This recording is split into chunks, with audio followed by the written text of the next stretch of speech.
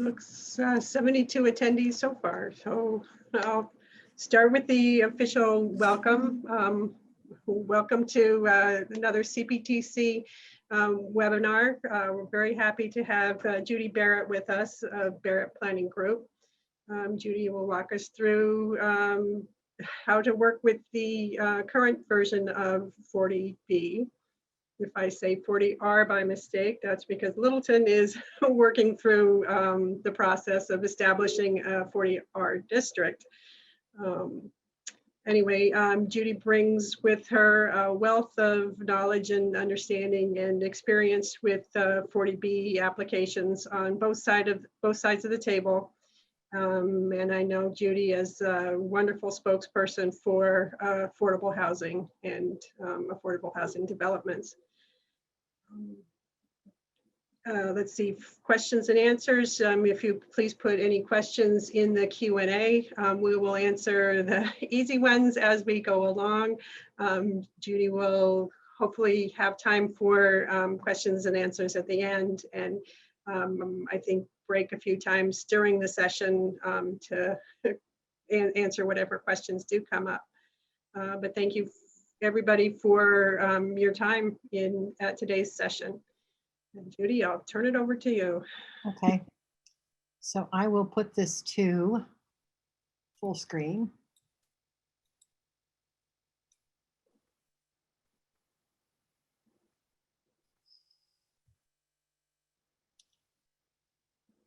Can you see that, everybody? Maren, is that visible?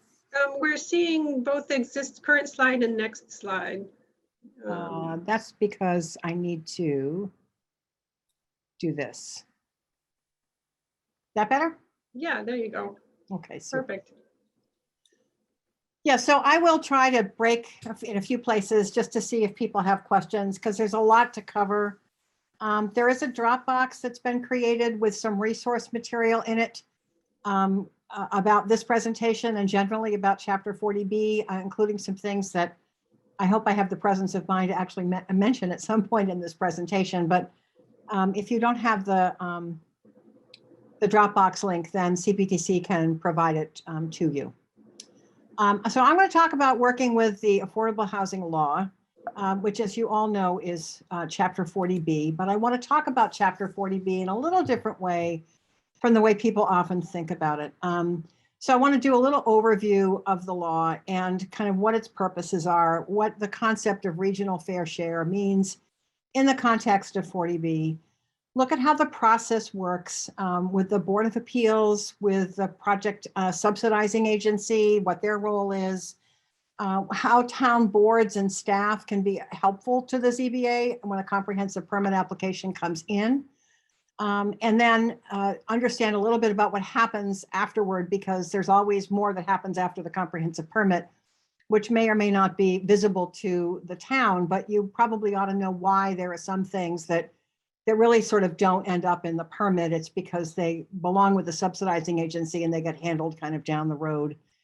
And then at the end of this, I want to just bring everybody back to what really the purpose of the law is, which is to provide for regional housing fairness. And so to look a little bit at how Chapter 40B and the Federal Fair Housing Act come together. It's an appropriate month to be having that conversation because, as many of you may know, April is Fair Housing Month. It is the month that we recognize the passage of the Federal Fair Housing Act on April 11th, 1968. So what is Chapter 40B? It is actually the regional planning law for Massachusetts. A lot of people think that 40B is just about the affordable housing law, but that's not really true. The regional planning law goes back to the early 60s. And in 1969, that law was amended to provide for this affordable housing provision that we all now usually call Chapter 40B. But I think it's important to recognize it's just one little piece of the regional planning law. So the same statute that created the Metropolitan Area Planning Council and Montechusett Regional Planning Agency and all the various RPAs that we have in Massachusetts is also the parent of this affordable housing law. And there's a reason why it's in the regional planning law, because it attempts to address regional housing disparities. So the law assumes that when a community is at or over 10% of its housing being affordable to lower moderate income people, and meets some other requirements. In other words, if it's eligible for the Chapter 40B subsidized housing inventory, which I'll talk about more in a bit, if it meets those requirements, if 10% or more of your housing is recognized as affordable, then you've met your regional fair share burden. That's essentially the framework of the law. There are, as you may or may not know, some other ways to satisfy the minima under Chapter 40B. The one we typically talk about the most is that 10% threshold. But the whole concept is if you're at or over 10% in your community, you are sort of deemed to have met your regional burden. You may continue to approve comprehensive permits, you may continue to create affordable housing, but it's a regional fair share standard. And in that regard, it's very similar to the way the New Jersey law works under the Mount Laurel decision, which I'll talk about a little bit more later. So there are actually three ways under Chapter 40B for a community to have what's considered unmet need. So your regional fair share is not met if less than 10% of your year-round housing is affordable, or if less than 1.5% of the total land area in your town that's zoned for residential, commercial, or industrial use is developed for affordable housing. Or if you have a project that involves no more than this tiny amount of land that's basically 0.3 of 1% or 10 acres, whichever is less. So, but that's just a project specific kind of threshold, whereas the other two are really more longer term. Typically, once a community gets to 10%, if it keeps producing some affordable housing on a consistent basis, it has the opportunity to kind of stay over 10%. No question that some communities fall below, but there are ways to stay there once you get there. And typically the 1.5% standard is like, once you've hit it, you've hit it. But the project-specific site disturbance is something that really is more of an annual or one-time event. So there's a presumption of unmet need if any of the thresholds in this slide are not met. So what it means for a town to be below 10%, legally and practically, is that a developer applying for a comprehensive permit is presumed to need and qualify for waivers of local regulations. The argument being that but for those waivers, but for the comprehensive permit, the proposed project would not be buildable. So the developer is presumed to kind of qualify. That doesn't mean you have to approve the comprehensive permit. It just means there's a presumption in favor of the developer. The ZBA's jurisdiction when you're below 10% is, I would say, narrowly defined by local concerns that are identified in the statute, which I will talk about more in a little bit, but all of it's really it's common sense. It's really about the sort of physical development of the site. So there are local concerns identified in the statute, and those are the things the ZBA has to focus on when you're below 10%. And then when it comes to the time to make a decision, the ZBA is really directed by the statute to balance regional housing need for affordable housing against local concerns. The law presumes that the regional need is paramount. And again, I don't want anybody listening to this presentation to think I'm saying if you're below 10%, you have to approve a comprehensive permit. That's not what I'm saying. I'm saying that the presumption is in favor of the project.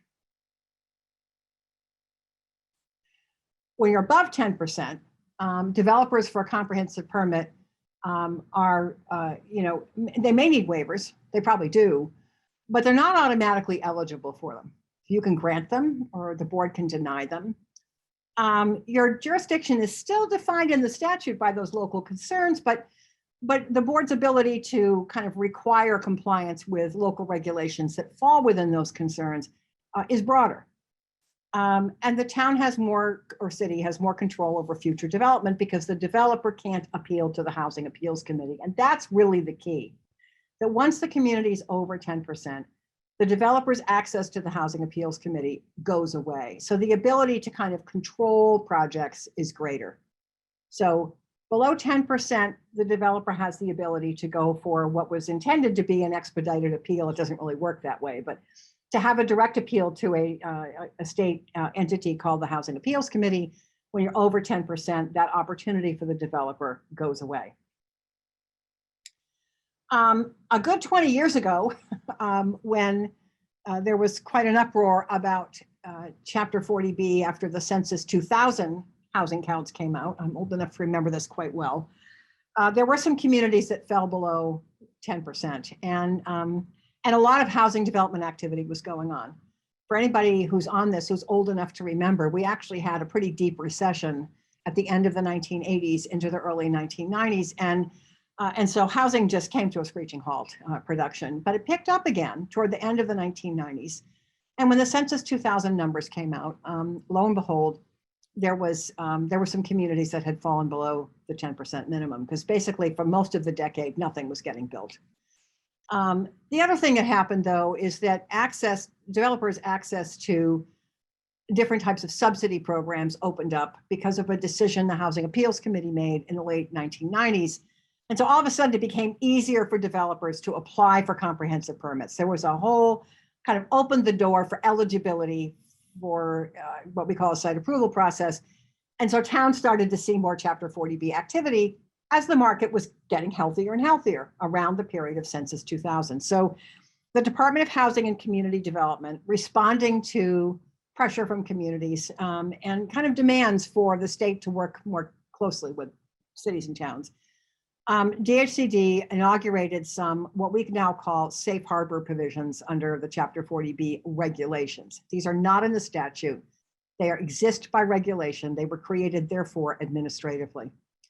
And one of the options is for a town to have what's called a housing production plan. In its earlier iteration in 2001, it was called a planned production plan, and some of you may remember that. But the housing production plan is what we call it today. And so if your community has a housing production plan that has been approved by DHCD and you produce new affordable housing under that plan, and that's the key, you have to produce the housing, you have to create it, then your community may be eligible for what's called certification of your housing plan, in which case the Board of Appeals can get sort of a temporary reprieve from having to approve comprehensive permits because your town has made progress. So the housing production plan can be very helpful to communities that are getting a lot of Chapter 40B activity and are trying to manage it. It also can just be helpful to communities to kind of understand their housing needs. It's always remarkable to me when I work on those plans, how much communities don't know about the needs that exist within their own borders. There's another concept called recent progress, which is even if you don't have a housing production plan, but you approve a project that's fairly large, that you can at least get a 1-year break from approving a comprehensive permit. Of course, DHCD has to agree that you actually hit that recent progress target. It is a higher number of units that you would have to create to qualify than the number you need for housing production plan certification. But nonetheless, it is an option if your town gets a kind of large comprehensive permit and approves it. So you need on an individual basis for your city or town to check what those thresholds are because they vary by community. It's not a number I can just give you in a presentation, but there is information about this on DHCD's housing production plan website. The other thing is that the state inaugurated some thresholds that were intended to buffer communities from very large projects that might really, dwarf a town's ability to provide adequate services and facilities to support new growth. So there are these large project thresholds that apply. They are tied to the number of housing units you have in your community. So the large project thresholds go anywhere from 150 units, I think is the smallest number, on up to 2% of your year-round housing base for a much larger community.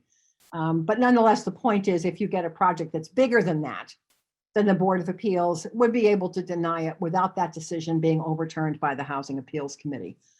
And then there's this concept of the related application, which is a developer has applied to your town for approval for some type of project. For the sake of this discussion, let's say they applied for a special permit to do something and they were turned down.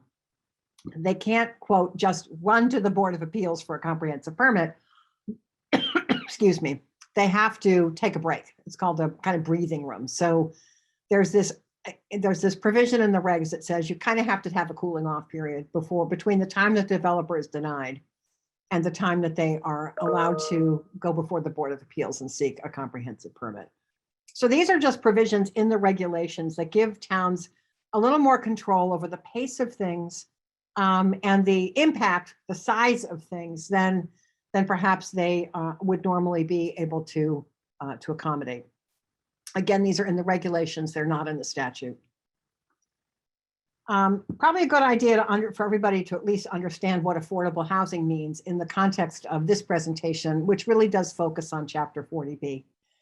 When I do housing plans, we talk about affordability in a broader sense, but for purposes of this presentation, I'm talking about units that are eligible for the subsidized housing inventory. So they are, first of all, units that count toward that 10% goal. They're affordable to households with incomes that don't exceed 80% of the area median income. So you're all in areas, and there's a median income for each area of the state, and 80% of that median, adjusted for household size, would be the maximum income that would be eligible for a Chapter 40B affordable unit. And you know, income limits are determined by the U.S. Department of Housing and Urban Development. They are not set by the state, although the state uses HUD's income limits for a variety of reasons. The actual areas are determined by the Federal Office of Management and Budget. And sometimes HUD will break those areas down into more logical market areas. But income limits, the point is just, it's not about what the median income is in your town. It's the median income for the region in which your town is located. And this is just an example. The new income limits are out. This is just Norfolk counties.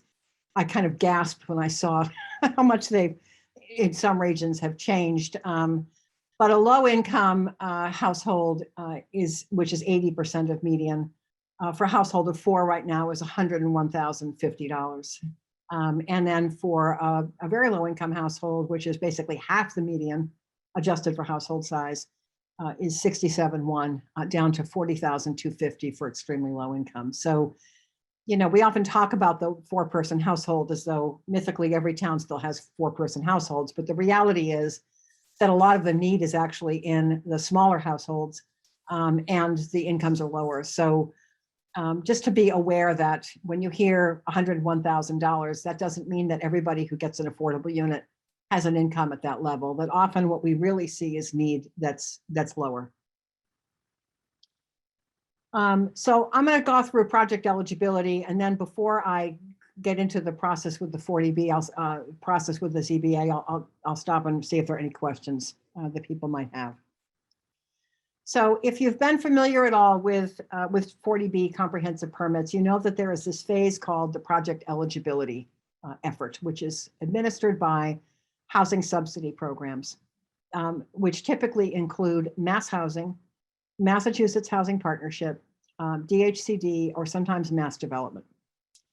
The developer really can't get to the Board of Appeals without applying first to a housing subsidizing agency for a project eligibility letter. And I confess I'm about to start using acronyms, and I apologize for that, but we call it a PEL. So when the subsidizing agency receives an application for project eligibility, the town is always notified, typically to the Board of Selectmen or the mayor's office, depending upon your form of government. And at least in pre-pandemic times, there was an actual physical site visit. So the agency would come out and look at the property and talk to local officials. And there is always a sort of a decision, a comment period that the municipality has to provide comments to the subsidizing agency, you know, why this is a good or a bad location or what the issues are. While the subsidizing agency is reviewing the application, they are looking at it from the standpoint of a set of criteria that are in the state regulations. I think it's important to understand, because a lot of people find the PEL process very frustrating. It's important to remember that these agencies are not permitting authorities. They're not granting permits for a development in your community. They are basically opening the door for the applicant to go to the Board of Appeals. That's the whole premise of this process. It's to make sure that that you have an applicant who either knows what they're doing or has a consulting team and development team that knows what it's doing, that the project generally makes sense, and I mean generally makes sense. It's not that anyone is looking to a 40B development to look just like what's around it. That just never happens. It's a real challenge, I think, for every 40B development to try to figure out how to fit in an established area that may look quite different from what it looks like. But the subsidizing agencies aren't really going to that level of detail. They're looking at the project kind of, from sort of off the ground. Does it generally make sense? And I think really the underlying question is, if the local officials approved this project, if it was permitted, would we subsidize it? Would we actually fund it? So that's sort of a framework for thinking about project eligibility. And I wanted to just underscore, it's not a permitting agency. And sometimes people get very frustrated because they think that the subsidizing agency should close the door on a particular project. And maybe they should, but the reality is for the agencies, they're trying to stay on their side of the line, which is not to step in the shoes of the Board of Appeals or the Conservation Commission or anybody else at the local level. So they're going to look at it from the perspective of, does this project kind of even meet the requirements for a subsidy program? Is the site generally appropriate for residential development? And, you have to remember that in the statute, a place is potentially appropriate if it's land that's zoned for residential, commercial, or industrial use. So the concept of something being appropriate for residential development for 40B is fairly broad. And it may be that the use itself doesn't comply with your zoning, but Chapter 40B never intended to be that exclusive. Is the conceptual project design generally appropriate? Does the project seem feasible given the market information the developer has provided? If you kind of know what rents and sale prices look like in a region, does this thing make sense? Is it feasible given the value of the land and the profit limitations and so forth of the program? Again, this is not a detailed review of project financials at this point, but there is really, I guess, what I would call a preliminary pro forma, and it's sort of a does it pass a smell test, I think is really the way to think about what the review is at this level. And then is the applicant eligible, which means, is this a public agency? Is it a nonprofit housing or organization or CDC? Or is it a for-profit developer who is agreeing to limit their return, basically a limited dividend organization? And then does the applicant actually control the site? So these are all the things the subsidizing agency is looking at prior to issuing a PEO. There are responsibilities at the local level while this process is underway. Certainly, I think local officials would want to join someone coming from a housing subsidizing agency to look at the site so they can talk and find out kind of where the subsidizing agency's head is and what they're looking for. And, the town should feel free to have a conversation with whoever that staff person is. There is a comment period. It typically is 30 days. As well, it's stated to be 30 days. It almost always is extended a little bit if the town has a legitimate reason to request an extension. But, there's a way you can organize this, or it can be kind of chaotic, and it's really up to your town. I think that it's probably a good idea for maybe town staff to meet with the developer and at least kind of get a little better understanding of what the project is. The boards with experience reviewing development projects ought to look at the project eligibility application and provide comments to the select board or the mayor, whoever is going to be providing comments back to the housing subsidizing agency. But people who kind of are used to reviewing plans should see what the subsidizing agency is looking at and help to identify concerns that that might be very difficult for the Board of Appeals to regulate once the project ends up with them, and to make sure that the subsidizing agency is aware perhaps of some site conditions or other factors that may not be mentioned in the application. I think it's a good idea to focus on what the standards are that the subsidizing agency has to consider. It's not helpful to a subsidizing agency for a town just to fire off comments about their schools being overcrowded, because it's not anything a subsidizing agency can deal with. So, if you think about those things that, is it appropriate? Is the site generally appropriate? Is the project generally appropriate? Is it feasible, et cetera? If you focus on these kinds of considerations, you're probably being more helpful to the subsidizing agency in trying to reach a responsible decision. I think the more you can do at the local level to organize that process so the subsidizing agency doesn't get 100 letters, is a good idea, so that you make sure that official town comments are focused. Not every town has the capacity to organize the comment process that way. And of course, you can't really control what residents decide to do anyway, but I think it is really helpful for people to have a conversation that about what internally does the town most want the subsidizing agency to know, so that you make sure those comments are focused on in your comment letter back to the agency. So once the developer has the PEL, assuming it's granted, that's what opens the door to the next phase, which is the permitting process.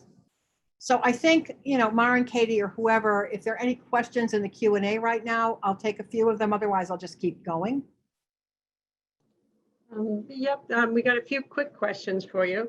Sure. Let's see, when a community is looking to update their subsidized housing inventory, who do they send that information to? I just checked online and the form has a mailing address. I'm trying to recall who it goes to by email. That is a good question. I know where it goes. Okay, thank you. Yeah. It goes to Margot Leclerc at the Department of Housing and Community Development. Yeah, that's what I thought. And I that's where can would send her email. I'll put her email contact information in the Q&A. That's where I would send it, is to Margot. Margot's the official overseer of the subsidized housing inventory, and she's very helpful. Mm-hmm. Okay, then several questions about PEL. And what is PEL, Project Eligibility Letter? Yep. Okay. So go ahead. And then please define subsidy in this context. Sure. And the third one is, how much sway does a municipality really have to raise local concerns during the PEL period? Okay. So I may not take these in the order you gave them to me. Subsidy is a wide-ranging concept. It depends on the program. And, some subsidies are what I would call almost soft.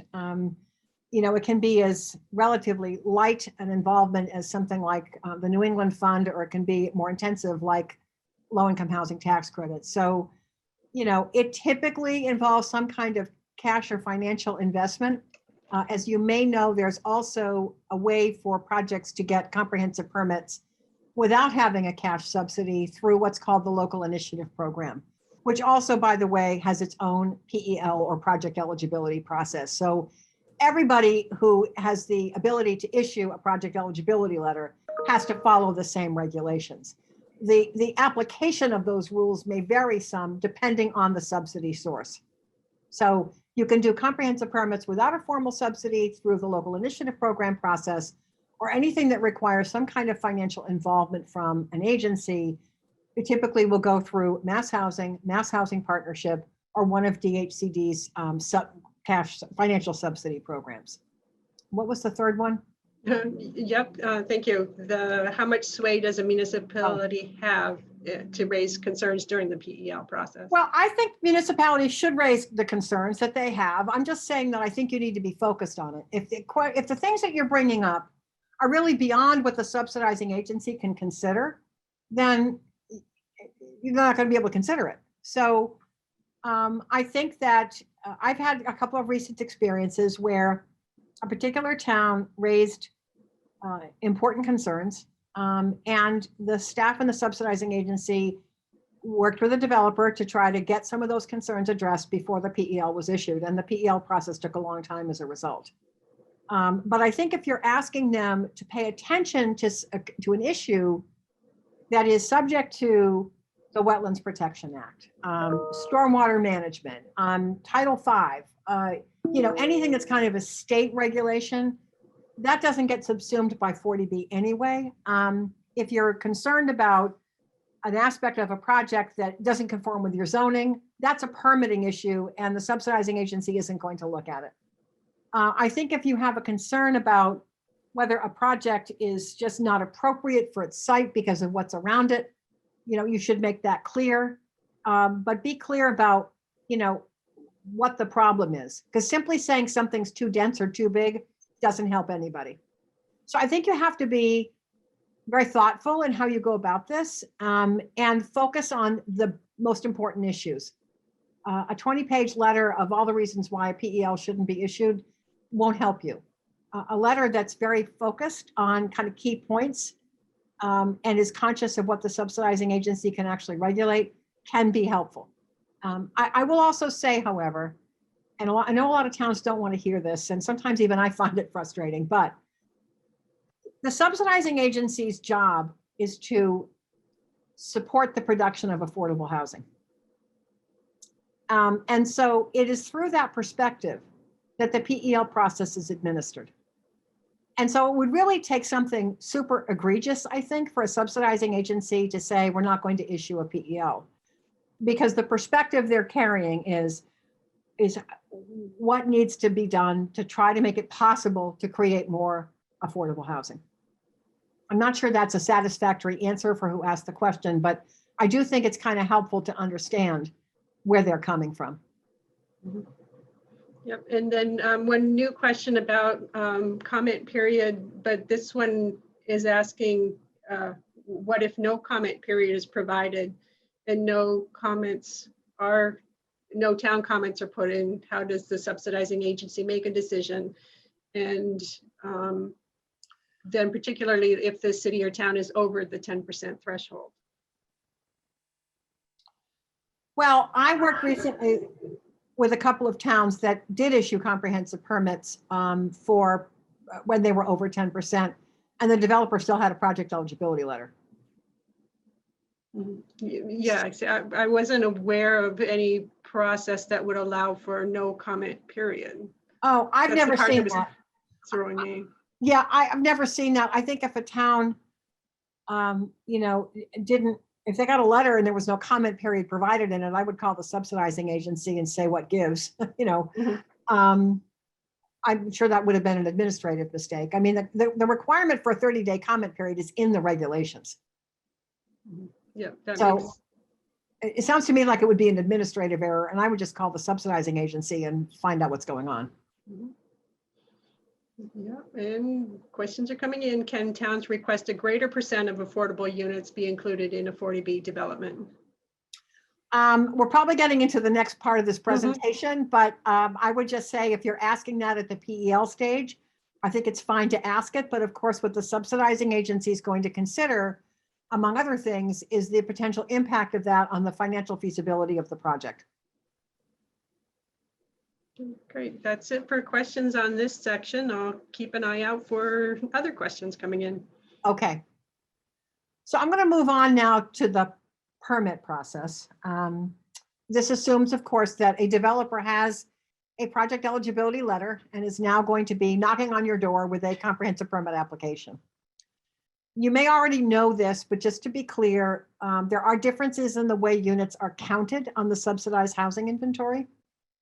When it's a rental development and at least 25% of the units are affordable for lower income households, or 20% for very low income households, all the units count on the SHI subsidized housing inventory, including the market rate units. When it's a home ownership development, only the affordable units count. And I think it's important to recognize it's the developer's project, so the developer gets to decide, am I applying to do rental or ownership housing? You can't force the developer to do one or the other. But in fact, this whole subsidizing agency PEL process review is based on, is this a rental development or an ownership development? But just so you understand, the units are counted differently depending on whether it's rental or home ownership. And there have been a lot of questions about this over the years. Is this really fair to smaller communities where you may not see much rental development because perhaps they don't have the infrastructure or something, but this is the policy and you should just be aware of it.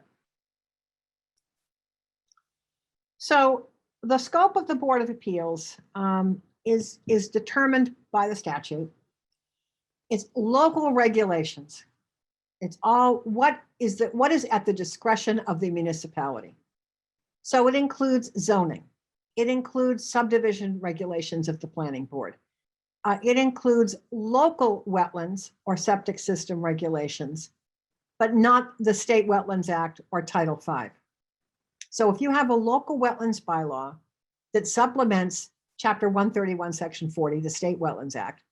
The Board of Appeals has jurisdiction over waivers of the local bylaw.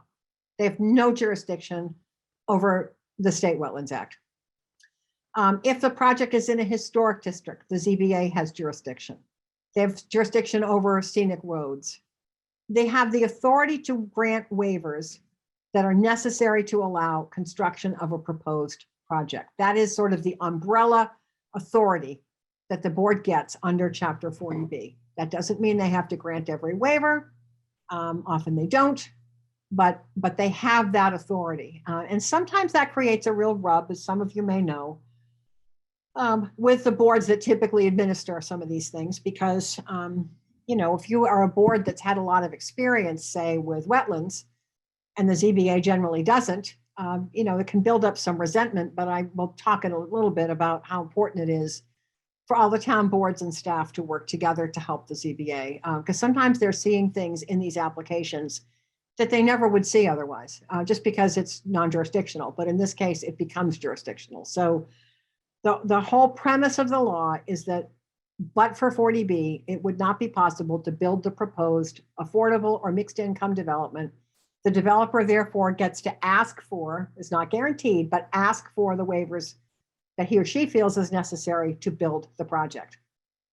So these things that are on the screen are within the ZBA's jurisdiction. Excuse me, I didn't mean to do that. There are things that are not within their jurisdiction and don't belong in the hearing. And one is impact on municipal or school facilities that are available to everyone in the community. So like I said earlier, impact on public schools is not a factor. Really, impact on public safety personnel is not a factor. Impact on infrastructure may be a factor. That's a little bit different. That has to do with the physical operation of the project or construction of it and service to it. So that's a different matter, but just operations of municipal and school departments is not within the ZBA's purview. Fiscal impact studies are not within the ZBA's purview. The subsidizing agency has regulatory authority for tenant and home buyer selection practices and policies. So that all gets worked out with the subsidizing agency later, but the ZBA can't regulate how tenants are selected or home buyers. The ZBA does not have direct authority over monitoring the profit of a project. That is handled by the subsidizing agency. The municipality should be given a copy of like a final financial report on projects so they can comment on it, but it's ultimately up to the subsidizing agency to determine whether a for-profit applicant has complied with their limited dividend agreement. The other thing the board doesn't have jurisdiction over is to require a market study. That again is handled by the subsidizing agency. Clearly the board may have questions about, does this make market sense, in our community, but it's not something that they can require the developer to provide as part of the permit process. They can't require a market study. That goes to the subsidizing agency.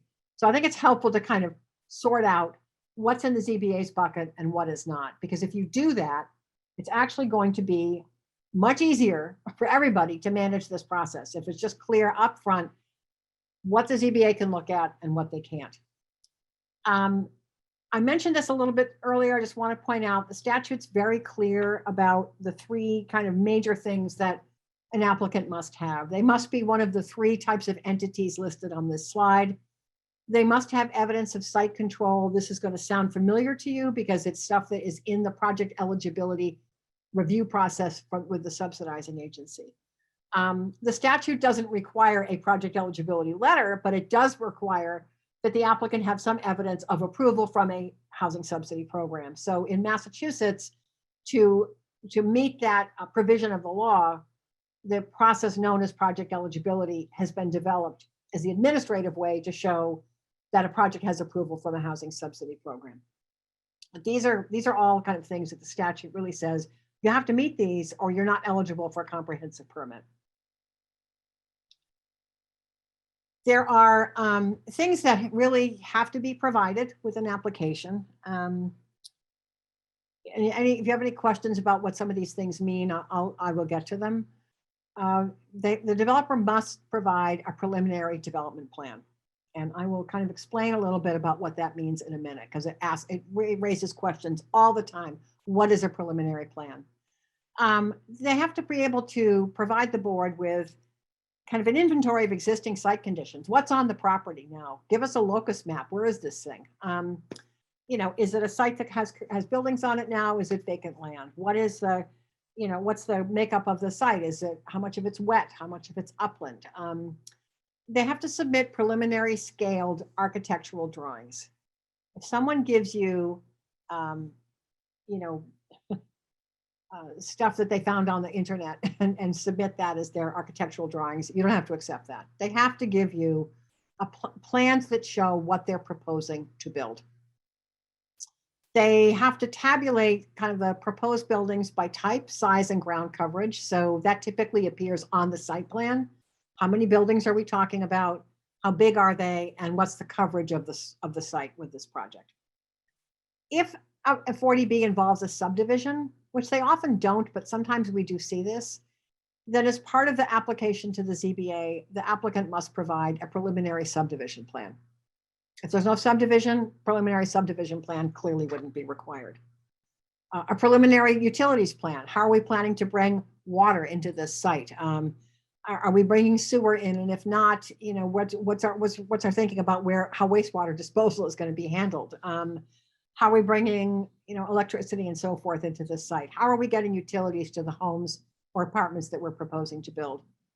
And then, very important, the list of requested waivers. Those of you who've been through comprehensive permit procedures before probably know that sometimes the list of waivers changes during the permit process because the project changes. But at least up front, the applicant has to tell the board, here's the relief I need from you in order to build this project that I want to build. So the waivers need to be there.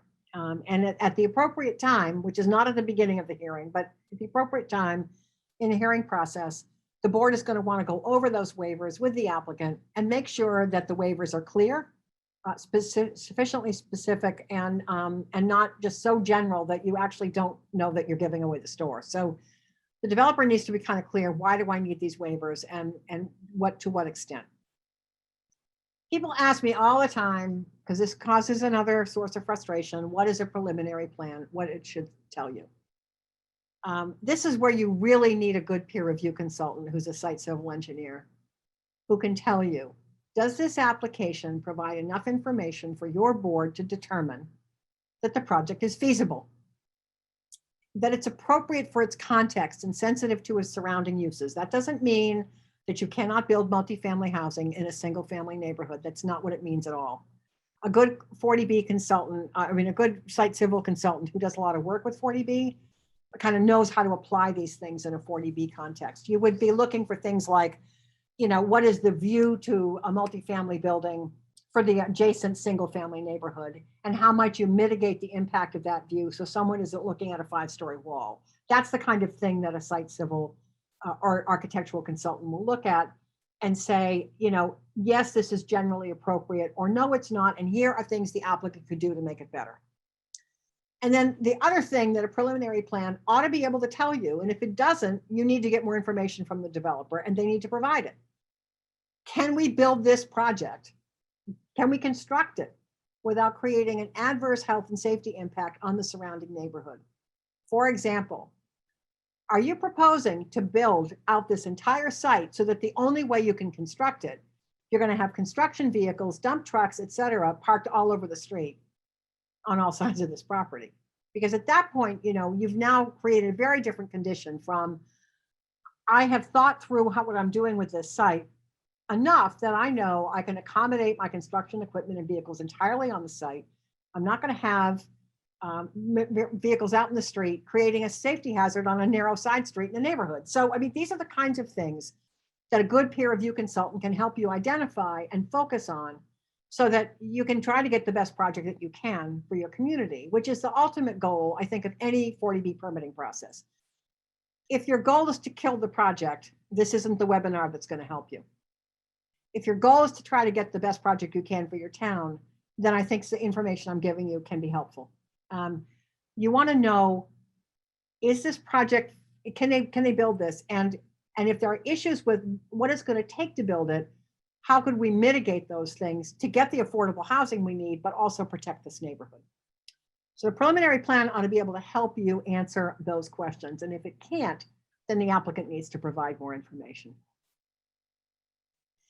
In the handbook for ZBAs, which Mass Housing Partnership published a couple of years ago, we have this chart. And I always put this in my slide presentations because it's one of the things that a lot of communities don't know if they haven't dealt recently with a 40B. The timelines are different. It's not like a special permit where you have, 65 days to open the hearing and 90 days to, to make your decision and file it with the town clerk. When you get a 40B through the door, the first thing you got to do is get it out into the hands of the boards and commissions that are going to review that application to assist the ZBA.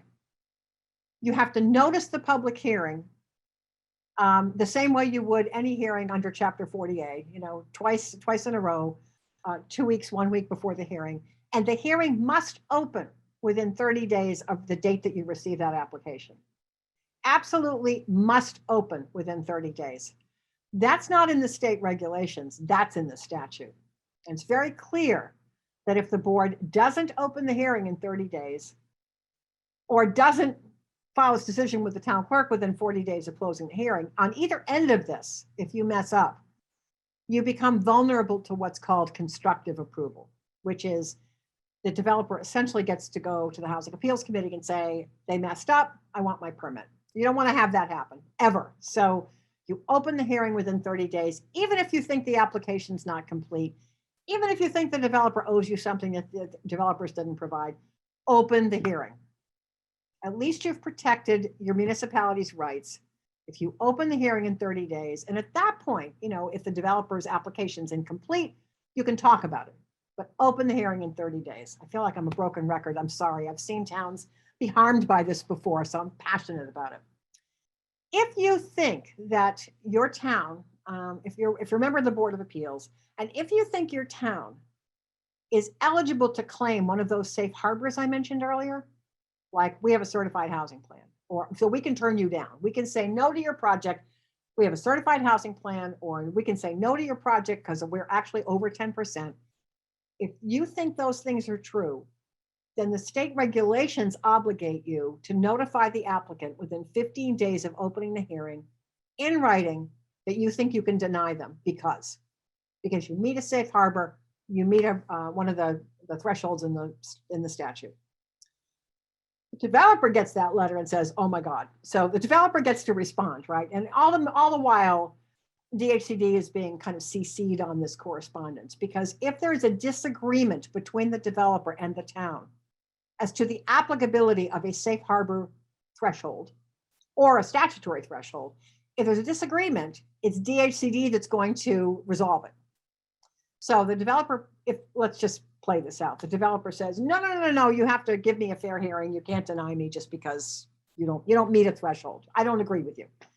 DHCD will step in and review the town's claim and review the developer's retort and decide, does the town actually have the ability to deny this project on the grounds that it claims? Is it over 10%? Does it have a certified housing plan, et cetera? And so they have to issue a decision. And all the while that process is playing out, the timeline that governs the hearing overall, that's told, that stops. Once DHCD makes a determination, let's say for the sake of this presentation, they agree with the developer. You have to go forward with this hearing. The board has 180 days to complete the hearing process, unless the applicant agrees to extend it. So within 180 days, you need to give that application a fair review, and there's a lot involved. And it's very common that once the peer review consultants have at it reviewing an application, the developer will come back and want to change the plan because there are problems. So, all that while you've just got to try to manage this process. So it's why it's so important early on to have a schedule that you set forth. On different nights we're going to meet, and these are the sort of sequence in which we're going to take up traffic. I'm just making this up as I go along. We're going to look at traffic one night. We're going to look at site civil another night. We're going to look at architectural design another night. And so, you're getting help to do those reviews. The applicant has a chance to kind of give an in-depth presentation on each one of those topics. But you're trying to manage so that you get to 180 days and you can say, we have all the information we need to make a decision. It may be a favorable decision or an unfavorable one, but we have all the information we need. If you get to that 180-day mark or close to it, and it looks like you still need evidence to make your decision, you still have unanswered questions, then typically, the board will ask the applicant for an extension. My experience is the applicants will generally grant it because they really don't want to go to the HAC if they can avoid it. If the process has been going on pretty reasonably, typically the applicant will agree to an extension, but you don't know that that's where you're going to be when you start the hearing process. So you really need to approach this from the standpoint of, I got 180 days to do this. How am I going to make that work? Let's say you get to 180 days and you're done. The hearing closes. You then have 40 days to reach your decision and file it with the town clerk. And at that point, or city clerk, and at that point, the same kind of 20-day appeal process applies that would apply to, say, a special permit. So there is this kind of condensed timeline, 30 days at the beginning, 40 days at the end. In between, by state regulation, there is a cap sort of placed on what the duration of the hearing should be. And it's 180 days. The public hearing process, one of the things you're going to find in the Dropbox is a little bit of guidance in there for whoever's chairing the hearing. And I think it's important for whoever's chairing the hearing to feel confident in what 40B is about, and to manage the process in a way that it stays focused on evidence, and that everybody gets to have their say. Not that that you have to let someone go on for 2 hours in a public hearing, but it needs to be, people will feel like they had a chance to speak or they had a chance to provide written comments, but that the focus of the hearing is evidence that will allow the board to make the findings it needs to make on the matters over which it has jurisdiction.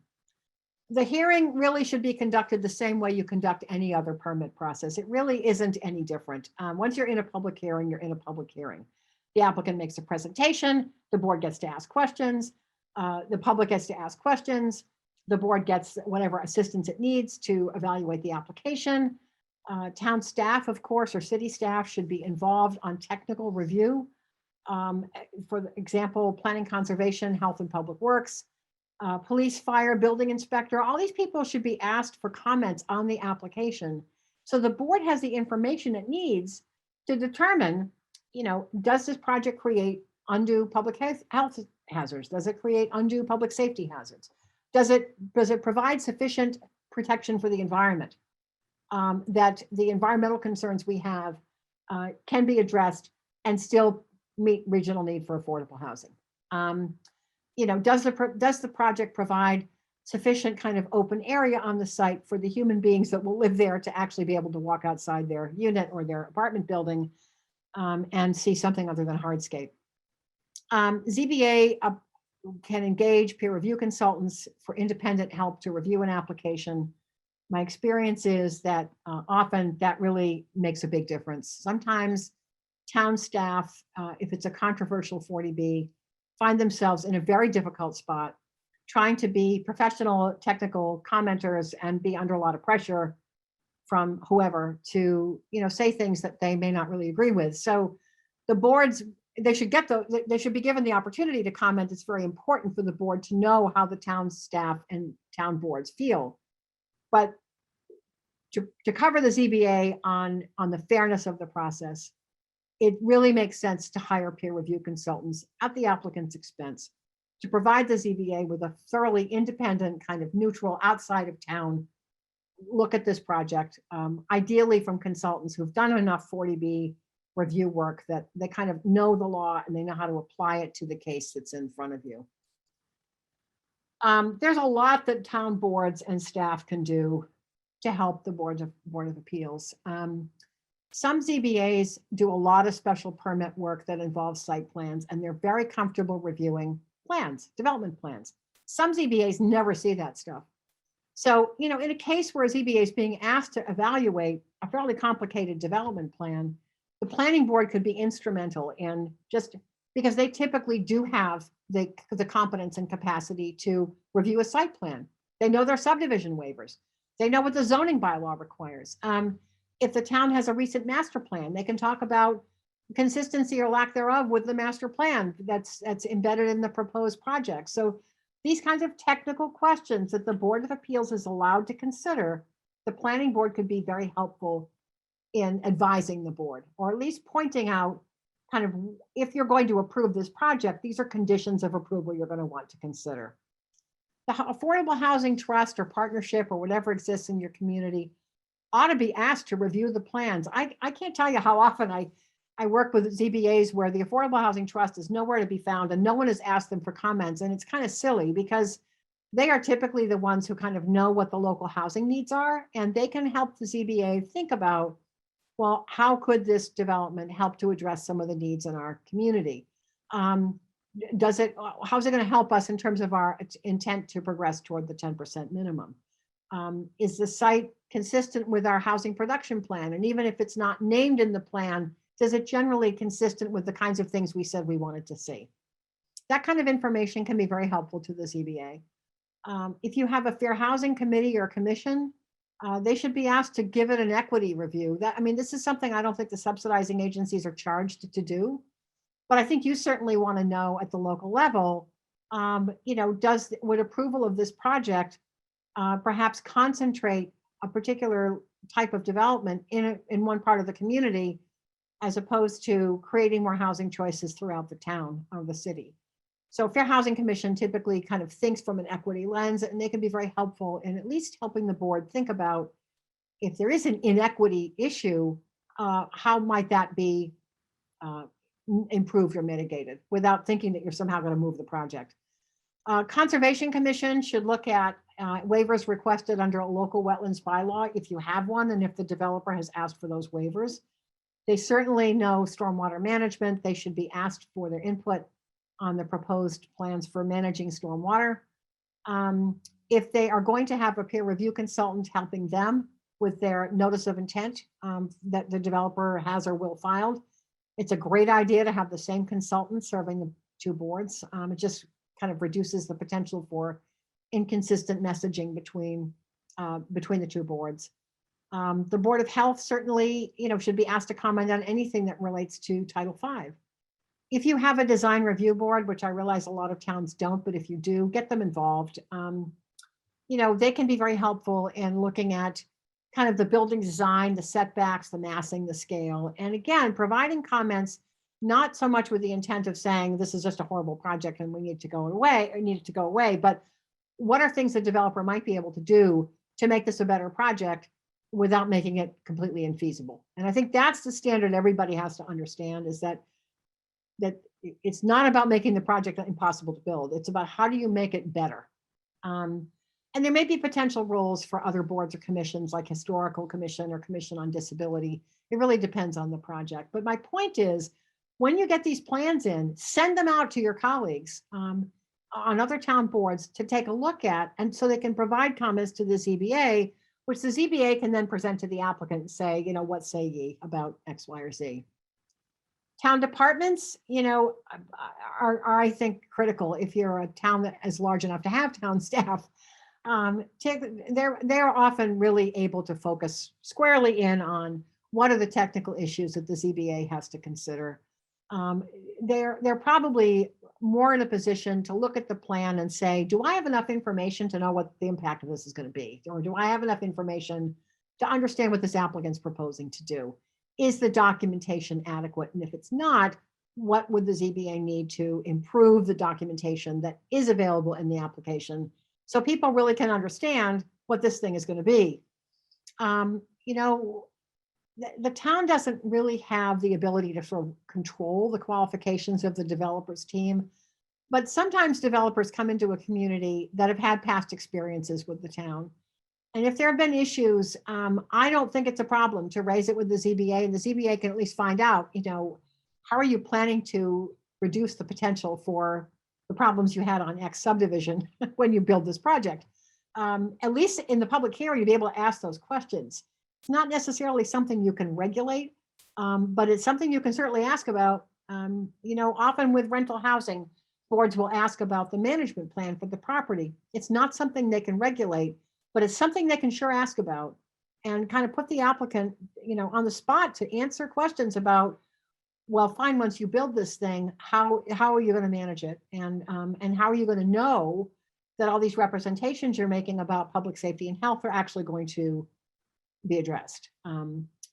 So understand sometimes there are questions that you're going to ask because you want the information. You want to put the applicant in the position to have to answer. They're not all necessarily things that you're going to regulate, but they are germane to the project. Some towns will have work sessions with developers outside the hearing process. That's not a process where any decisions get made, but sometimes it's helpful to have the applicant, the peer review consultants, and maybe town staff sitting around a table trying to work out some, very kind of highly technical things that probably would bore people to tears in the middle of a hearing. Of course, anything that comes out of a work session has to go back to the ZBA as a recommendation, and the ZBA still gets to decide because it's ultimately a permit that they alone will issue. But work sessions can sometimes be helpful for kind of working out some nitty-gritty details on an application and taking those details back to the Board of Appeals in terms of a recommendation for approval or a recommendation for waivers or recommendations of conditions of the project, of the permit, if it's going to be approved. The other thing town staff can do, and I strongly recommend that you do this, have on your website a page on, if you're getting especially more than one 40B, but even if you just have one, anything that's coming in about the application itself, the plans, the peer review reports, the town comments, the comments from the abutters, the minutes of hearings, have that stuff on the website so that you don't have to field questions every single day from someone who missed the last hearing and wants to know what happened. So if you just make the information available on the website and people can find it, it will actually save you an awful lot of time, and it could increase the comfort, the public's comfort with the process being pretty transparent. Retaining peer review consultants, this is something the board absolutely can do at the applicant's expense. These are outside consultants. Some communities have consultants they routinely work with, which is fine. Sometimes they don't, in which case they, we go get a quote from somebody, that either another town has used or perhaps the staff can recommend or something. The point is that the peer review consultant, the very specific job is they're reviewing what the applicant submitted to the board. They're not doing independent studies or new studies. It's what did the applicant submit? And then the peer review consultant will review that for completeness, for adequacy of documentation, for potential impacts, for things that might really raise questions about the feasibility of the project or its ability to even meet, say, standards on, say, stormwater. But that's what the consultant's job is, to advise the ZBA. If you're going to approve this project, these are things you should be aware of. Or these are things that may really kill the project, like no matter what they say about stormwater, they can't actually get it through. But just to be helpful to the ZBA is that independent source that has no kind of emotional or other connection to the site or whatever. And frankly, if you end up at the Housing Appeals Committee, you're much better off having consultants there with you than relying on your own town boards or staff to have to carry the testimony for the town. Any written results that or reports and so forth that come out of the peer review process are of course a matter of public record and anybody can see them. Again, if you have a website set up where you can just put all the information for these applications, it'll make your life a whole lot easier as town staff. What the ZBA wants to do as soon as they can is focus on what the real issues are in the project as early as they possibly can. If you can tell from the nature of an application that traffic is going to be an issue because of a nearby intersection or existing traffic volumes on a road or whatever the issue is, if you know that traffic safety is going to be a problem, make that on your list of we need to talk about this. If you know that that potential wetland impacts could be significant. If you think that there is a vernal pool issue or something, I mean, something that you just know has got to be talked about because it could have an impact on the ultimate design of the project that's approved. Get those things up front in the hearing process as early as you possibly can. Identifying those major issues early will help the board figure out what kinds of peer review consultants do we need, what disciplines do we need to assist us in reviewing this application. And I always think boards should feel free to ask applicants for graphics to kind of illustrate what the heck they're proposing if it isn't clear in the plans.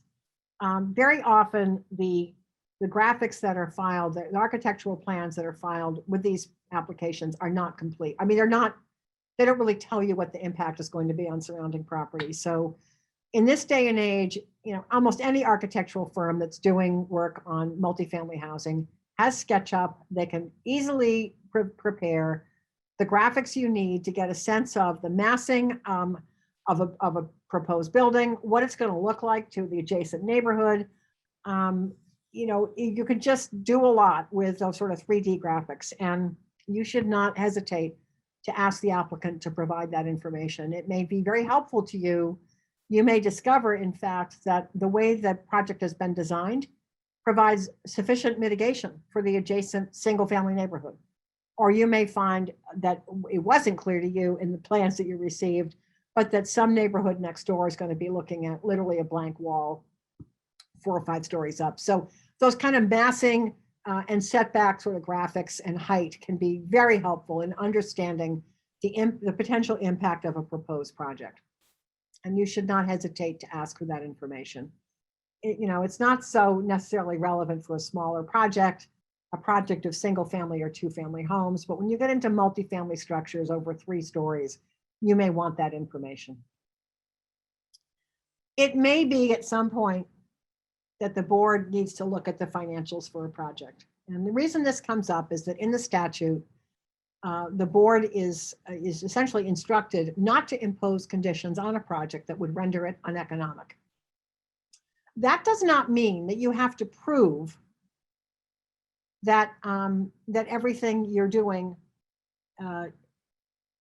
is necessary to make sure the project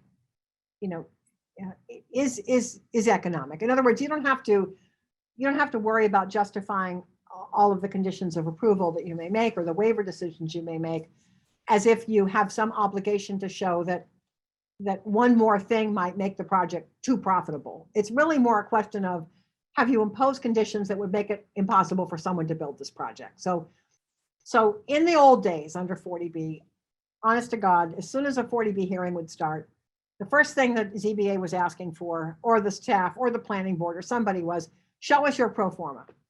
That doesn't happen anymore. The regulations are very clear. That's not the way we handle this.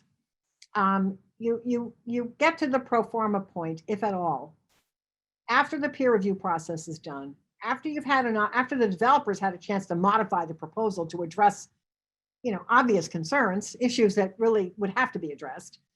And the board has a chance to kind of talk about conditions to mitigate the impact of the project and consider the waivers. Now, you're not making the final decision at this point, but you're in the hearing process and you're talking about the project.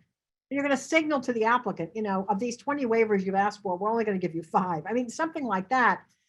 The applicant gets to sort of say at some point before that hearing closes, wait a minute, what you're trying to do is going to make it impossible for me to build my project. You're going to make my project uneconomic.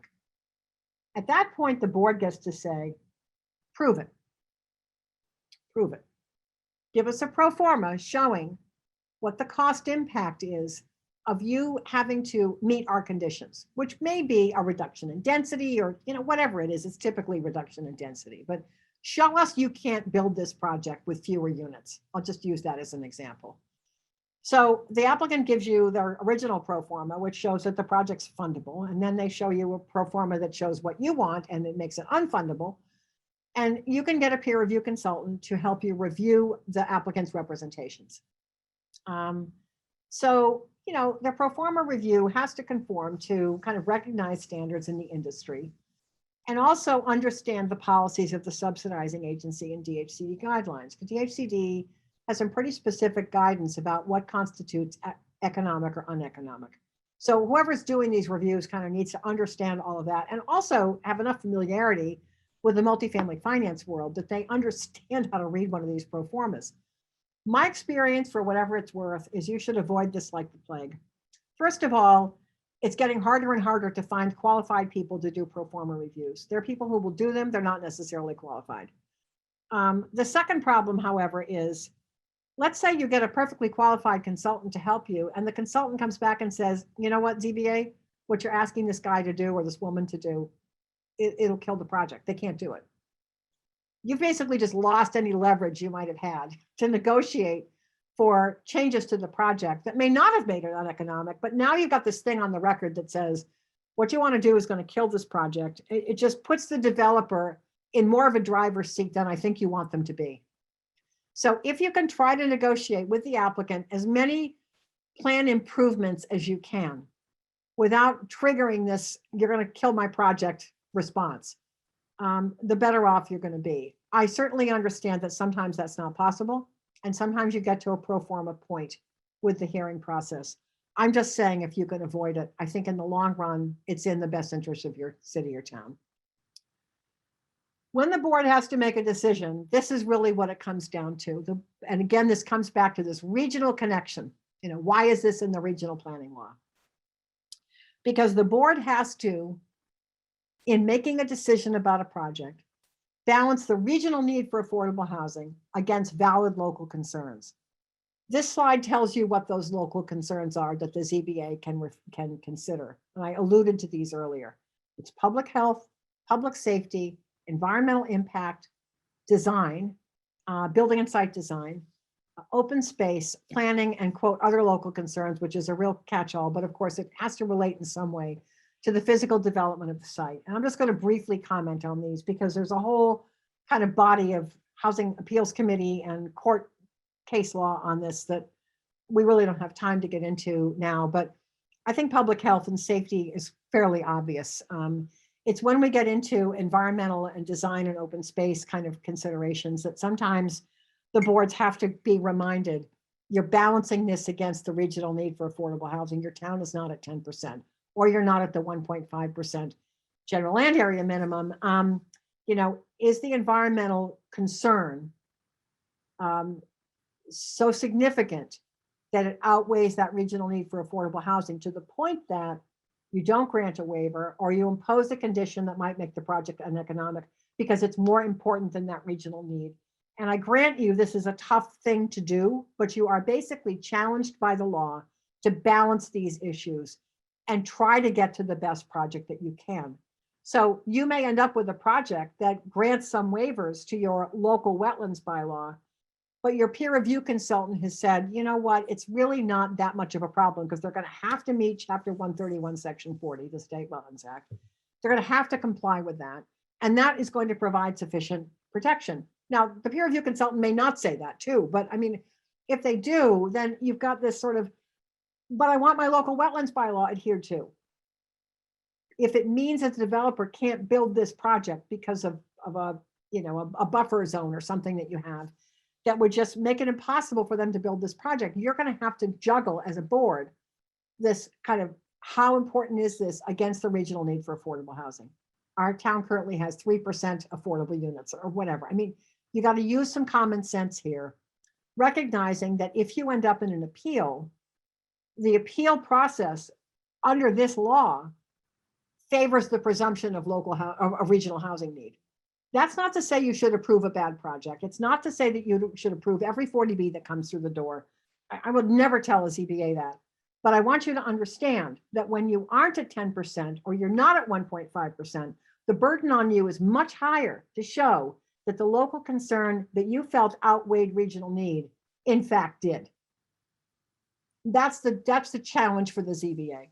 And similarly with design, you know, the challenge for every Chapter 40B development is that it inherently is going to be different in bulk and form than what's around it. It just is different, unless it's in the middle of a multifamily zone or something. And so it isn't that a 40B is ever going to look just like what's next door. But through design alterations, can you get a project that is reasonably compatible with what's around it, or at least is not going to create undue shadow impacts, isn't going to leave some nearby neighbor looking at a blank wall that's 5 feet tall. I mean, have you made changes to the project that make it better and respectful for the fact that there are other people living around it whose homes may be different than what you're about to approve? I think that's kind of the way you have to look at it. Planning is kind of a tough standard. If you have a master plan that says our town needs affordable housing, that's great. But the Housing Appeals Committee frankly doesn't care unless you've actually produced housing under that plan, under perhaps some zoning that you adopted pursuant to that plan that then created housing that's affordable and on the SHI. So planning on its own doesn't do anything for you. It's kind of like the housing production plan on its own doesn't do anything for you. It's when you finally create housing that's consistent with that plan that the Housing Appeals Committee might say, oh, okay, that plan has been implemented. It matters. The town has been consistent about it. You've actually created affordable housing. Now we've got this project that's inconsistent with the plan. Maybe the town is right. So I just want to underscore that planning alone isn't the point. It's the implementation of the plan that is helpful to a ZBA if it is going to use a planning consideration to deny or extensively condition a comprehensive permit.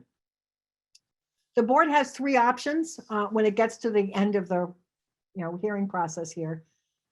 They close the hearing and they are going to either deny the application, or they're going to approve it with conditions, or approve it as is. And the approval as is like, I've actually never seen that, but the board could do that. It's, if you can get to a point with the project where the conditions you can approve, that you can impose on it, have made it a better project, then typically we would see an approval with conditions.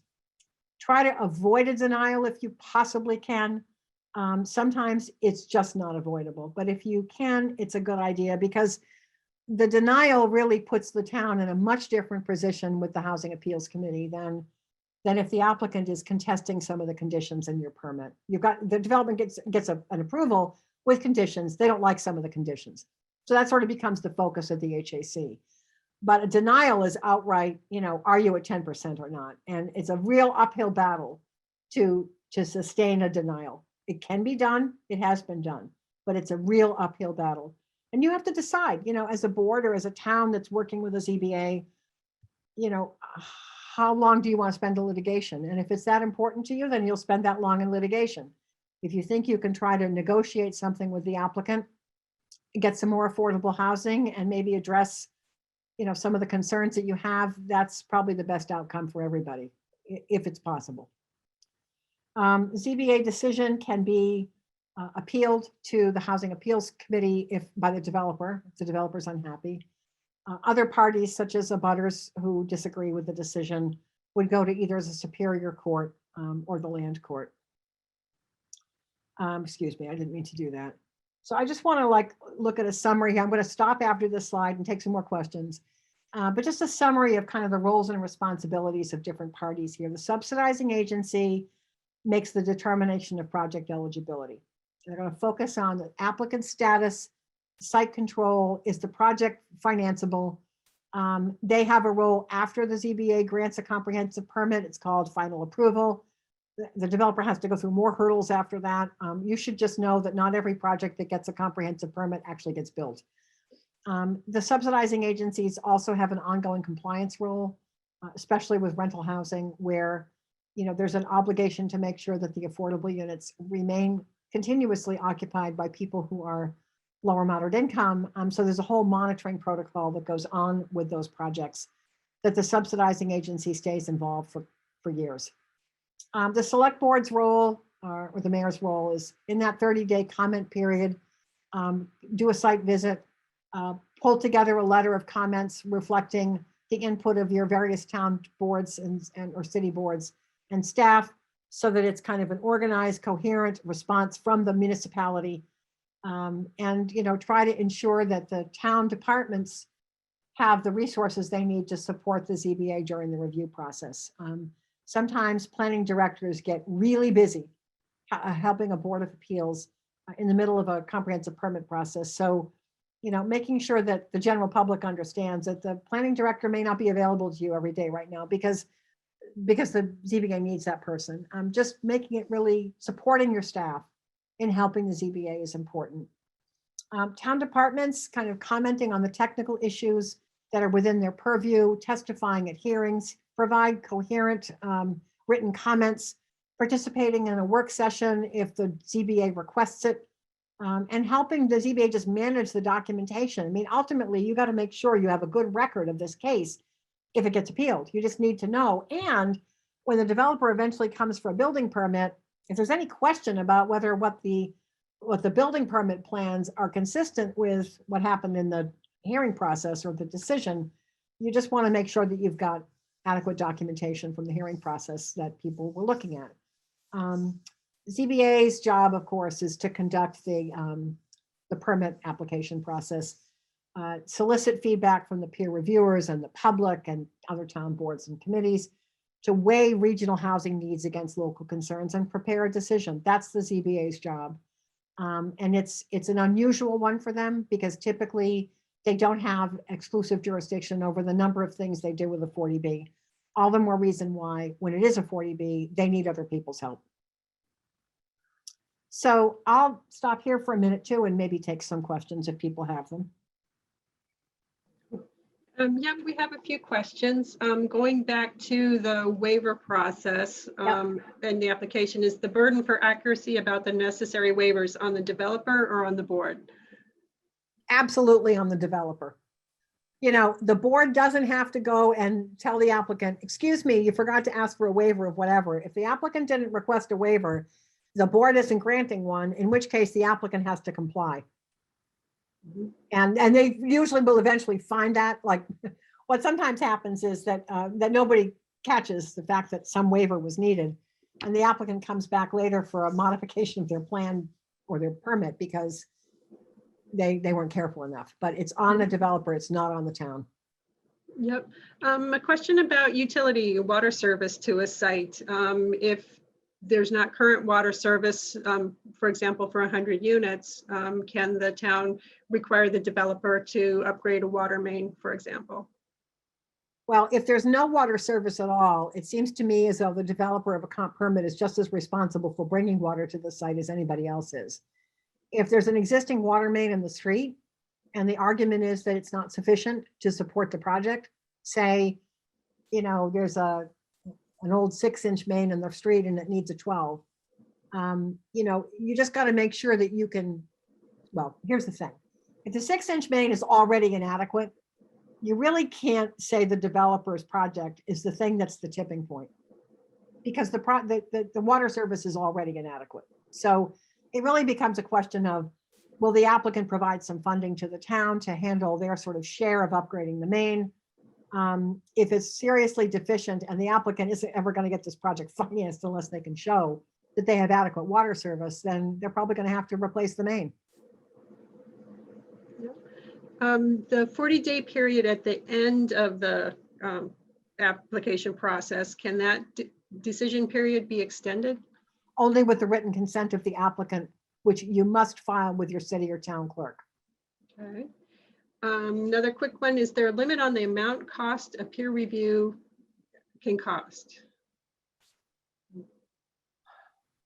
No, you just want to be reasonable. I mean, consultants know how to scope this. So,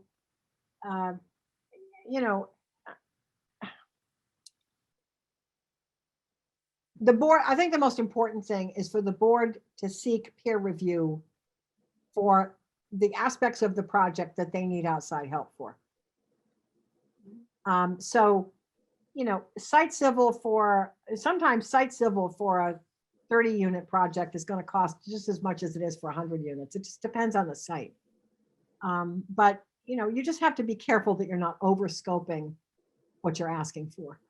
So, I mean, I suppose at some point the peer review cost could be excessive, but you're not going to base that on some fee schedule you have. You're going to base it on the quotes from the consultants. So typically the consultants who do this work or even work for developers, I mean, they all kind of have a there are industry standards for what these things cost. So I've actually never heard, I've only heard once, a developer actually complain about a peer review consultant's charges. And the way the board handled that, which I thought was artful, was to point out that it was a not to exceed fee. And if the application review process went smoothly and there weren't any big issues, then the consultant wasn't going to have to bill that whole amount anyway, and the developer would simply get the money back. So it was kind of I think, clever way to say to the developer, your job is to work with us too. At some point, it can be excessive, but I've never seen that happen as long as the town isn't overscoping what they need. You got a site plan, it needs to be reviewed. You have a traffic impact assessment, it needs to be reviewed. That's not hard to figure out what the cost of that would be. If you're asking the consultant to then do more work than perhaps what the developer submitted, then these things can get out of hand. But I've not seen that be a problem. I find myself sitting here nodding my head at you, Judy. Let's see, next question about sustainability. Is there any room in the process for the ZBA to consider sustainability, and given that current building codes are changing soon? Well, the ZBA, anything that's a matter of state code, the ZBA does not have jurisdiction over. So the building code is the building code. And the ZBA needs to be careful that it doesn't step into that terrain. I don't really see where the ZBA could intrude on, I hate to use the word intrude, that's probably an offensive word, but I don't see where they can impose themselves on those kinds of requirements that may exceed the state code.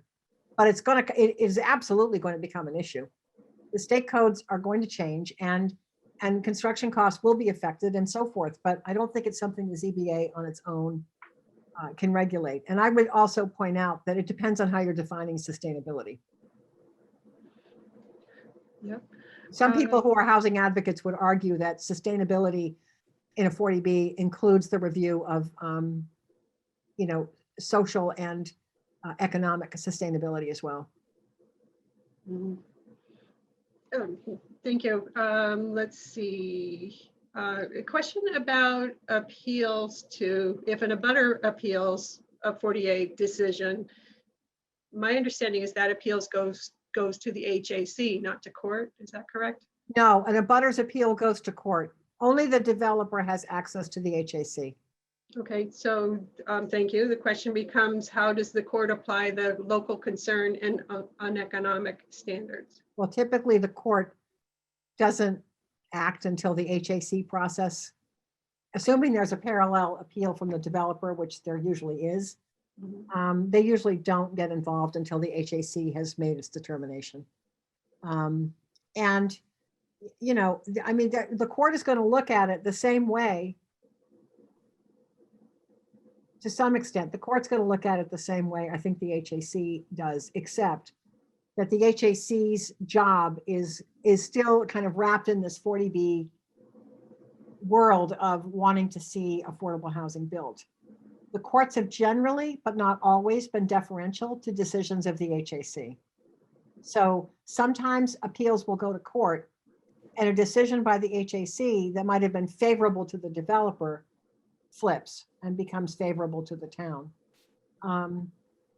But I think that the judges, the history of the 40B litigation is not that. But there are certainly some cases where the courts have overturned the HAC and therefore vacated a decision, that may have prevented a project, or that may in fact mean the project doesn't get built, but there was a fundamental flaw in the process somewhere.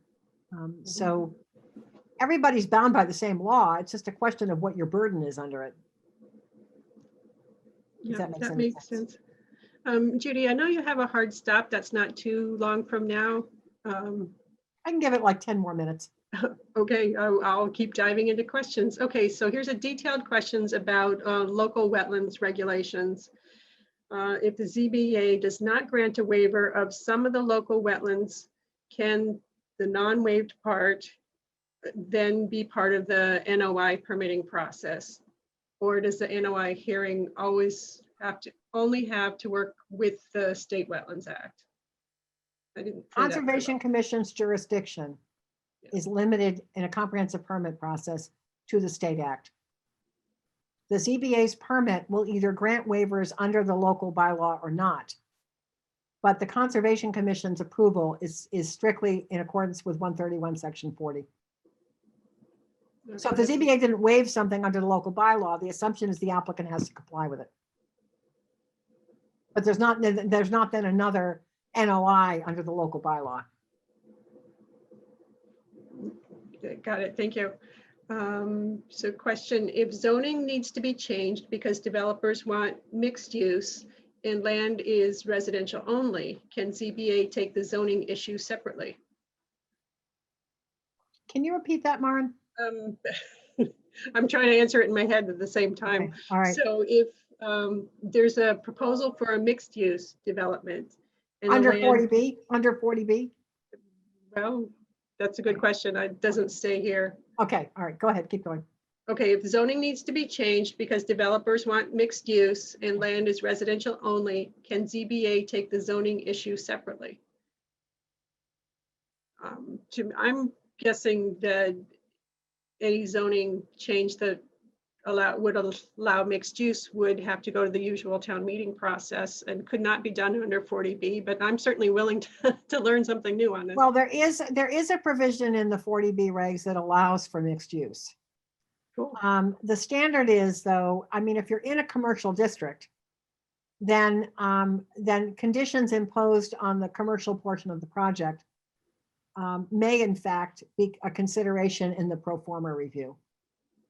But if it's not in a commercial district, then if the board decides not to allow the commercial use or somehow decides to condition it in a way that makes it impossible, that doesn't become subject to the pro forma review process. The developer can't use that to claim that it's making the project uneconomic. Mhm. Okay. Lauren, So, you know what I'm going to suggest? Why Mhm. don't I take one more question now and then finish these slides and then we can go back and see if there's other questions. Is that all right? Yep, absolutely. And just a process question, can the ZBA and developer delay by written agreement the 30-day requirement to open the hearing? Yes, as long as the developer has agreed in writing and that's filed with the city or town clerk. Mhm. Why don't I go through the rest of these slides because it's sort of quick, and then we can take a few more questions.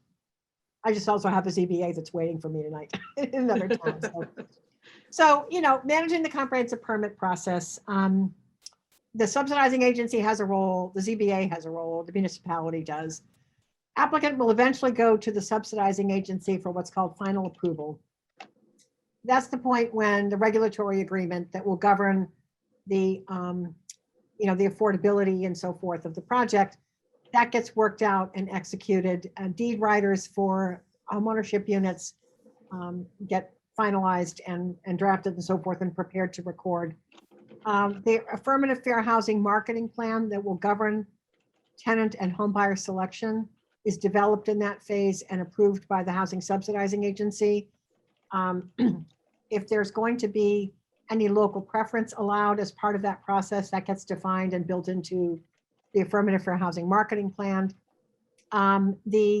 Eventually, I mean, also for the for-profit developers, the limited dividend restriction gets settled at this point, and eventually there'll be what's called cost certification, which is at the end of the project. The developer kind of has to show, essentially, you know, pardon my oversimplifying this, but the developer has to show that they didn't make more money than they were supposed to. And if they did, there's a process for dealing with that. If they didn't, then they didn't. But the subsidizing agency reviews the cost certification from the developer. The municipality is allowed to see it, but they don't regulate it. The ZBA's or the town's job, city's job, you know, once the comp permit is passed, is eventually the applicant's going to come for a building permit and will file what's called final plans that have to be consistent with the plans the ZBA incorporated into the comp permit. There may be changes to the comp permit that become necessary. One of the great stories I have is from a town that will remain nameless, where the developer didn't really do any site investigations during the comp permit process. And the town kept saying, you're not going to be able to build that underground garage. And the developer said, oh, yes, I can. Yes, I can. Well, after the comp permit was issued and the developer finally went out and actually did some site borings, lo and behold, there was bedrock. So the developer had to come back and basically request a substantial change to the permit because what they thought they were going to build was no longer buildable, which is why I insist on getting adequate plans, call them preliminary, if you will, but the board is entitled to adequate plans that show this thing is actually buildable back when the comprehensive permit process is underway. A permit will lapse if it hasn't been activated within 3 years. A permit can be transferred subject to approval by the subsidizing agency. The ZBA gets notified, doesn't really kind of control the transfer process, but certainly has a right to be told. And of course, during construction, the building department will conduct inspections if they need extra capacity to do that, because say it's a large project and not unlike what they typically see. The applicant can certainly be required to provide some funding to supplement the capacity of the building department. I want to just touch briefly on some fair housing issues because this comes up a lot in my work, and like why certain requirements exist. And I just think people ought to know why. So for units to count on the subsidized housing inventory, they have to be made available to everybody who's income eligible in some large regional configuration.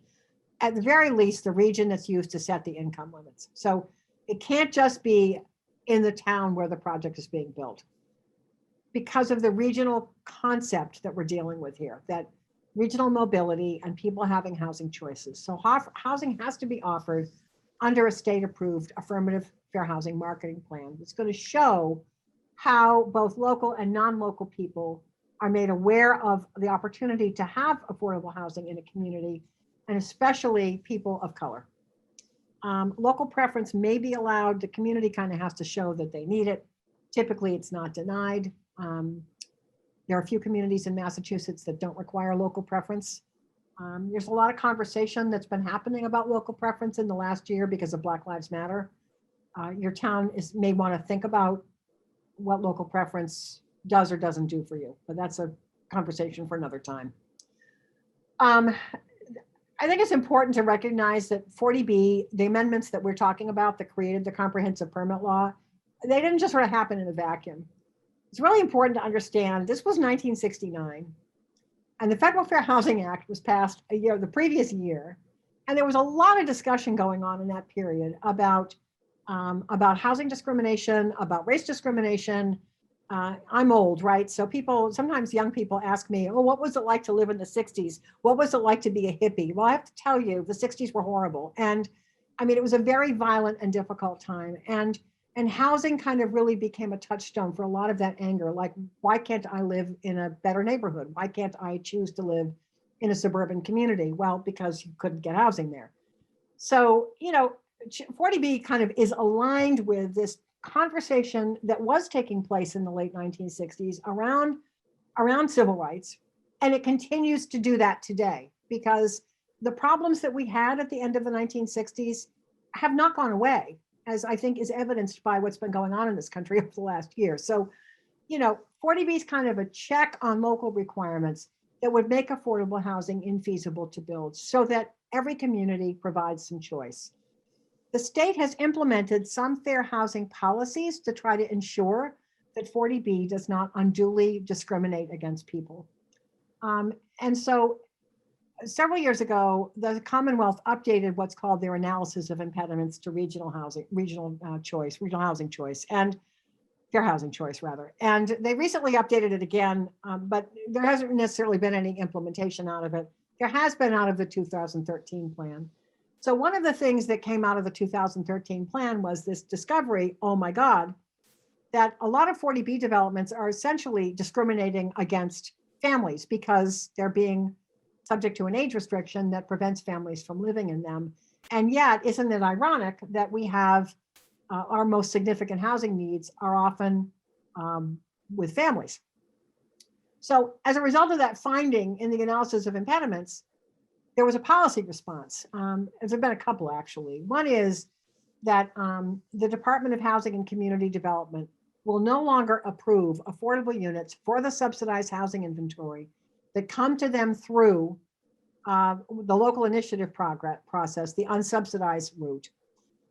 If the selection or occupancy policies for that development would exclude people 18 or younger from living in them. So you can have an age-restricted development that favors households where at least one person is 55 or over.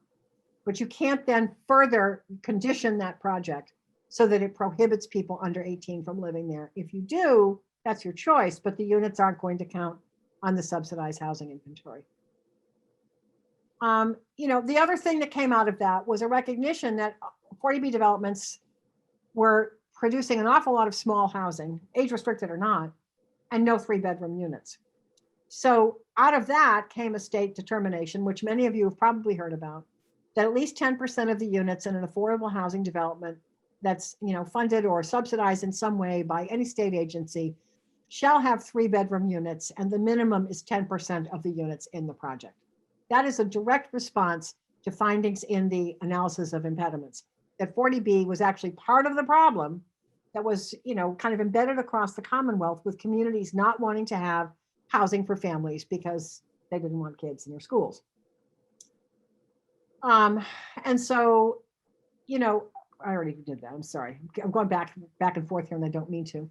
So there was another response that came out of this, which was in the AI, the state kind of recognized that, well, it's not just 40B, we should be looking at, but we really need to kind of think about how do other state actors who have a role with municipal regulation, how can they help to kind of make sure that communities are in compliance with fair housing? So what's been happening in the last few years is that when the Attorney General's office gets a bylaw to review from a town, they will kind of read it from a fair housing lens.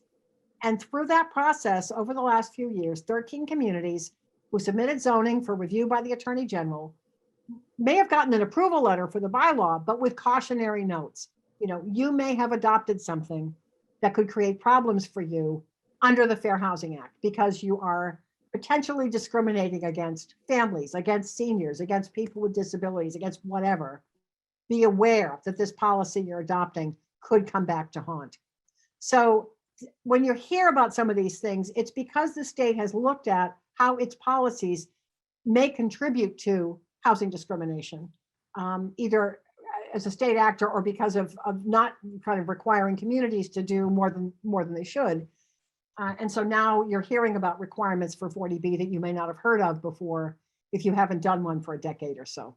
So that truly is the end, Maren. And I can take a few more questions before I have to jump off. But to reiterate, if people have questions we can't get to, if you guys will email them to me, then I can handle them that way. Yep. Thank you, Judy. I'm happy to email those to you because some of them I condensed too much and didn't quite get to get the point across to you.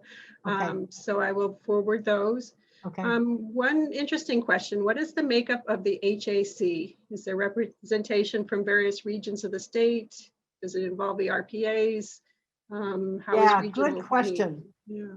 Katie, you may be more up on that than I am. I mean, I know there's a selectman or municipal representative, town manager, or someone like that. There's certainly an attorney. There's a couple of attorneys on that board. There's a, housing specialist, housing policy person. Yeah, I'm afraid I am not up on exactly who's on that, but we can look it up. There's also other people I think on this call that may know that answer.